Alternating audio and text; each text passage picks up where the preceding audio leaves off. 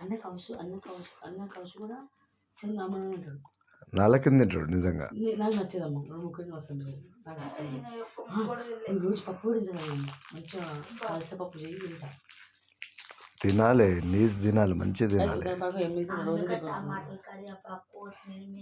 పప్పు చేస్తా అదే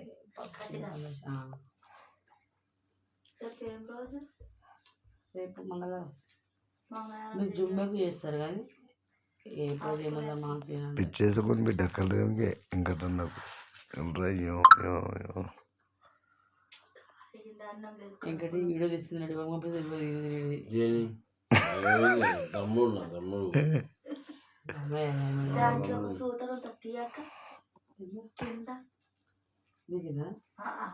దాంట్లో బట్టలు కింద